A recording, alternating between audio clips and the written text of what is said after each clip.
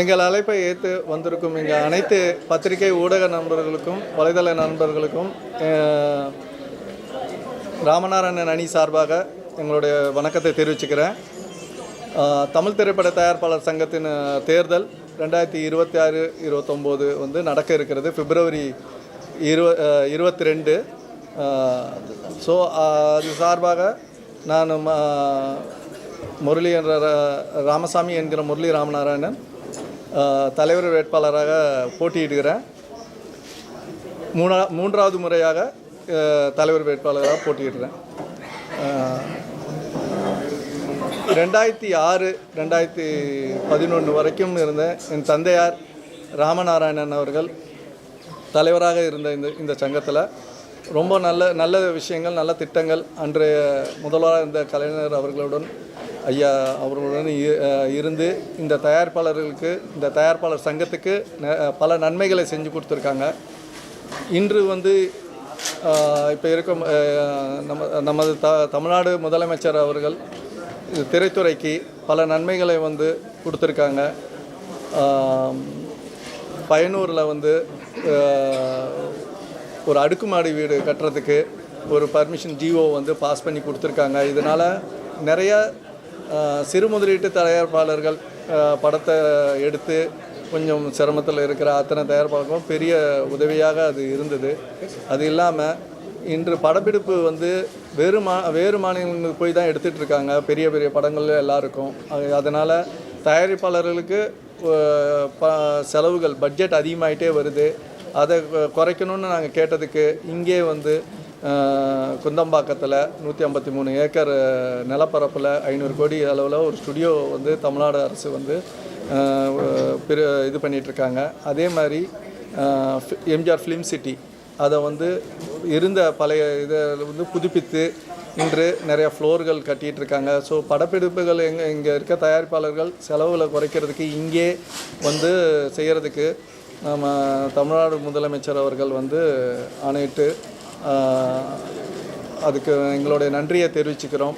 அதே மாதிரி வந்து சிங்கிள் விண்டோ சிஸ்டம் தமிழ்நாடு முழுக்கும் எங்கு படப்பிடிப்பு நடந்தாலும் சிங்கிள் விண்டோ சிஸ்டம் மூலமாக அவங்க வந்து பண்ணியிருக்காங்க. அதுக்கும் வந்து நன்றி தெரிவிச்சுக்கிறேன். இதை வந்து 2006-11 வந்து என் தந்தையார் பண்ணதை வந்து 2026 வந்து கொண்டு வரணுங்கிறதுக்காக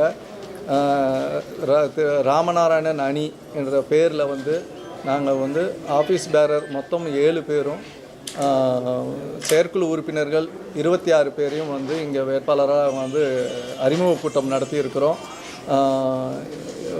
இதுலேருந்து பிரச்சாரங்கள் வந்து ஸ்டார்ட் பண்ணுறோம். ஸோ இப்போ தயாரிப்பாளர்கள்ட்ட ஆதரவு கேட்டு பண்ண இருக்கிறோம். வெளி ஊரில் இருக்கிறவங்களுக்கு எல்லார்கிட்டையுமே வந்து எங்களோட பிரச்சார பயணம் வந்து தொடங்கும். ஸோ அதுக்காக இந்த கூட்டம். நன்றி. இப்போ தணிக்கை குழு 2 படங்களுக்குமே வந்து இன்னும் சான்றிதழ் வழங்கலை அப்படின்ற ஒரு குற்றச்சாட்டு வந்திருக்கு. அதாவது ஜனநாயகன் வந்து கோர்ட்டுக்கு போயிருக்கிறாங்க, இன்னும் பராசக்தி வந்து சர்டிஃபிகேட் கிடைக்கும் அப்படின்னு எதிர்பார்த்துருக்கிறாங்க. இந்த மாதிரி நிறைய சிக்கல்கள் இருக்குது. இந்த மாதிரி தயாரிப்பாளர்கள் அதுக்கான என்ன முடிவு எடுக்கிறாங்க, அதுக்கான ஏதாவது ஏற்பாடுகள் செய்கிறாங்களா? இது குறித்து நீங்கள் அதிகாரிகள்கிட்டயோ அல்லது வந்து அரசுகிட்டையோ பேசுவீங்களா? இதில் வந்து ஒரு நடைமுறைப்படுத்தணும். தணிக்கை குழு வந்து சென்ட்ரல் கவர்மெண்ட்டோடது. ஒரு 15 நாள் முன்னாடிக்குள்ளே ஒரு சில ரெப்ரசன்டேஷன், ஏன்னா அவங்க வந்து நிறையா சிஸ்டம் மாற்றிட்டே இருக்கிறாங்க. ஸோ நாங்கள் எங்களுடைய சிரமங்களை இப்போ வந்து ஒரு மாதம் முன்னாடி வந்து பேன் இண்டியா படங்கள் எடுக்கிறதுக்கு வந்து ஒரே நேரத்தில் அத்தனை மொழிகள்லையும் சென்சார் பண்ணுற மாதிரி ஒரு சூழ்நிலையை கொண்டு வந்து அதை அறிவிச்சிருக்காங்க. அது வந்து ஒரு திட்டம் வந்து கொண்டு வரும்போது அது ஆரம்ப ஸ்டேஜில் வந்து கொஞ்சம் வந்து சிரமப்பட வேண்டியது இருக்குது. ஏன்னா இதனால் எங்களுக்கு தயாரிப்பாளர்களுக்கு என்ன பிரச்சனைனா, இது வந்து தயாரிப்பாளர்கள் மட்டும் கிடையாது, இயக்குநர்கள் வந்து அதை நேர சூழ்நிலையை கருதி அவங்க சீக்கிரம் முடிக்கணும். ஏன்னா கடைசி நேரத்தில் சென்சாரை பண்ணிவிட்டு எல்லாருடைய ப்ரெஷரையும் இருந்தது. ஏன்னா இன்றைக்கி வந்து புக்கிங் வந்து ஒரு வாரம் முன்னாடி ஓப்பன் பண்ண வேண்டியது இருக்குது. சென்சார் சர்டிஃபிகேட் வந்தால் தான் புக்கிங் ஓப்பன் ஆகணும். இப்போ வந்து சிங்கப்பூருக்கு எங்கள் ஃபாரினில் ரிலீஸ் பண்ணணுன்னா 21 நாளைக்கு முன்னாடி சென்சார் பண்ண வேண்டியது இருக்குது. சிங்கப்பூரில் ஒரு கண்ட்ரிக்கு ஒரு சட்டத்திட்டங்கள் இருக்குது. ஸோ தயாரிப்பாளர்கள் வந்து வந்து நம்ம வந்து இயக்குனர்கள்ட்டே வந்து அதை வந்து வேகப்படுத்தி கொஞ்சம் முன்னாடி கொடுங்க, இந்த டைம் ஃப்ரேம் வரும். அதை மாதிரி ஒரு சூழ்நிலையில் இப்போ நடந்துகிட்ருக்கு. ஏன்னா சென்சார் போர்டு எடுக்கிற சட்டத்திட்டங்கள் வந்து இன்றைக்கி சமுதாயத்தை எந்த அளவுக்கு பாதிக்கும் எல்லாத்தையும் பார்த்து தான் அவங்க அந்த சர்டிஃபிகேட் கொடுக்குறாங்க. அது இல்லாத பட்சத்தில் அதை ஹோல்ட் பண்ணுறாங்க. அது ஏதாவது பிரச்சனைக்குள்ள படங்களாக இருந்தால் ஹோல்ட் பண்ணுறாங்க. அதை வந்து அது 100% வந்து தயாரிப்பாளருக்கு பெரிய பாதிப்பு இருக்குது. அது வந்து இயக்குனர்கள் மற்ற அவங்க வந்து தயாரிப்பாளர்களை எண்ணி வந்து அவங்க அதை வந்து சரி பண்ணாங்கன்னா கரெக்டாக இருக்கும். 2 படங்களில் வந்து ஒரு படம் கோர்ட்டில் இருக்குது, இன்னொன்று வந்து முடிஞ்சதாக கேள்விப்பட்டோம். அது சீக்கிரம் வந்து இந்த விஷயத்திலேயே கோர்ட்டில் என்ன சொல்லியிருக்காங்க ஜனநாயகன் தரப்பு அப்படின்னா, சென்சார் போர்டு சொன்ன சேஞ்சஸை நாங்கள் வந்து பண்ணிட்டோம், யூஏ வாங்குறதுக்கு நாங்கள் ஒத்துக்கிட்டோம். குறிப்பாக 27 கட்ஸ் சொன்னாங்க, அது எல்லாத்தையுமே நாங்கள் மாற்றிட்டோம் அப்படின்னு சொல்கிறாங்க. அதுக்கு பின்னாடியும் நாங்கள் 9 நாளாக அதுக்காக நாங்கள் வெயிட் பண்ணியிருந்தோம். அது எந்த ரெஸ்பான்ஸும் இல்லாமல் 5ஆம் தேதி இரவு தான் அதுக்கான அந்த மெயில் வந்துச்சு அப்படின்னு சொல்கிறாங்க. இந்த கால தாமதம் ஏன் இருக்கும் அப்படின்னு நினைக்கிறீங்க?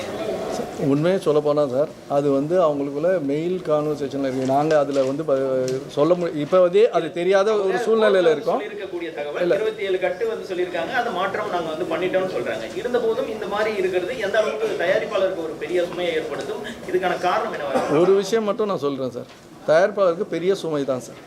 ஆனால் அதில் என்ன இந்த படத்தோடைய பிரச்சனைகளுக்கு என்னங்கிறது எங்களுக்கு ரொம்ப அதோடைய டீட்டெயிலாக தெரியாது. ஏன்னா இவங்க ஒத்துக்கிட்டேன்னு சொல்கிறாங்க. அப்படின்னா அவங்க ஏன் கொடுக்கலைங்கிறத அவங்க தான் விளக்கம் கொடுக்கணும். எங்களுக்கு உண்மையாகவே அதை பற்றி நீங்கள் சங்கத்தில் வந்து போட்டியிடுறீங்க, நீங்கள் தலைவராக இருந்திருக்கீங்க 2 முறை, அதனால அது வந்து கேட்குறேன். ஏன்னா இதெல்லாம் நீங்கள் வந்து ஒரு சங்கமாக ஏன் இனிஷியேட்டிவ் எடுக்கிறீங்களா? அதுக்கான முயற்சிகள் நடந்ததா இல்லை எடுப்பீங்களான்னு? சங்கமாக நாங்கள் வந்து சென்சார் போர்டுக்கு ரெகுலராக சென்சார் போர்டு மட்டும் இல்லை sir, any regulations from the government வந்து நாங்கள் ரெப்ரசன்ட் பண்ணி ஆகணும், ரெப்ரசன்ட் பண்ணுவோம். நாட் ஓன்லி சென்சார், இதுக்கும் டாக்ஸேஷன் இருக்குது, நிறையா டிபார்ட்மெண்ட்ஸ் இருக்குது. அதில் எல்லாத்தையும் ரெப்ரசன்ட் பண்ணுறது தான் சங்கத்துடைய வேலை அந்த இதில். ஆனால் அது இன்டர்னலாக என்னென்ன ஒரு படத்துக்குள்ள பிரச்சனையை வந்து இண்டஸ்ட்ரி பிரச்சனை கிடையாது. நாங்கள் இண்டஸ்ட்ரி பிரச்சனையாக சங்கம் வந்து எல்லாத்தையும் பேசுவோம்.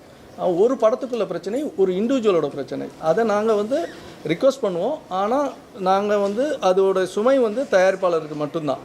அது வந்து நாங்கள் வந்து ஆணிதரமாக ஒத்துக்கிறோம். ஏன்னா இதில் பாதிப்புகள் வந்து நான் எடுத்த ஃபுட்டேஜ் போகலைங்கிறது வந்து ஒரு கிரியேட்டிவ் பார்ட்லேருந்து போயிடுது சார். ஆனால் இன்வெஸ்ட்மெண்ட் பார்ட்லேருந்து ஒரு ப்ரொடியூசருக்கு மிகப்பெரிய பாதிப்பு இருக்குது. நாள் தள்ளுனாவே பாதிப்பு அதிகமாக தான் இருக்குது. ப்ரொடியூசர் தாங்க, ப்ரொடியூசரு. நீங்கள் வந்து பாயிண்ட் அவுட் பண்ணி இப்படி கேட்கணுன்னா நம்ம வந்து அதை பேசணும், அது வேறு மாதிரி போயிடும் சார். அது கிடையாது, அது வேறு மாதிரி போயிடும். அவரை பற்றி பேசலை, எல்லா ப்ரொடியூசரும். நானே விஜய் சார் வச்சு படம் பண்ணேன், அதே சென்சார் இஷ்யூஸ் எனக்கும் வந்துச்சு, நானும் ஃபேஸ் பண்ணேன். ஓகேங்களா? அது வந்து அது என்ன இண்டிவிஜுவல் பிரச்சனைங்கிறது நம்மளுக்கு தெரியும். அதனால வந்து இதை வந்து நம்ம வந்து வேறு மாதிரி எடுத்துகிட்டு போனோன்னா அது கிடையாது சார். உண்மையாகவே அதில் எதுவுமே கிடையாது. இது படத்துக்குள்ளே இருக்கிற சீன் பிரச்சனைகள் இருந்திருக்குங்கிறது என்னுடைய எண்ணம். ஏன்னா அவங்க சும்மா வந்து ஒரு படத்தை வந்து நிப்பாட்டிட மாட்டாங்க சார். எனக்கு தெரிஞ்சு சென்சார் போர்டு சும்மாலாம் நிப்பாட்டிட மாட்டாங்க. அதில் என்ன இருக்குங்கிறது அவங்க பார்த்தா அந்த கமிட்டிக்கு மட்டும்தான் தெரியும். அதில் இருக்க விளக்கங்கள் அவங்களுக்கு மட்டும்தான், அது வெளியில் ஷேர் பண்ண மாட்டாங்க. எவ்ரிதிங் அது வந்து ஏன்னா ஒரு படம் முடிஞ்சோடனே முடித்த உடனே அதை திருப்பி பார்ப்பாங்க. கொடுத்து பார்த்த உடனே அதை நம்ம வந்து அதோடைய காப்பி இன்னொன்று கொடுக்கணும், கட் பண்ணி ஒரு காப்பி படம் ஃபுல்லாக கொடுக்கணும். அதை சீல் வச்சு உள்ளே வச்சுப்பாங்க. அவங்க சென்ட்ரல் கவர்மெண்ட்டில் ஒரு காப்பி இருக்கும், நீங்கள் இது பண்ணது. இது வந்து ப்ரொசீஜர். இந்த ப்ரொசீஜரை வந்து எல்லாருக்குமே தான் சமம் தான், அதில் ஒன்றும் இது கிடையாது.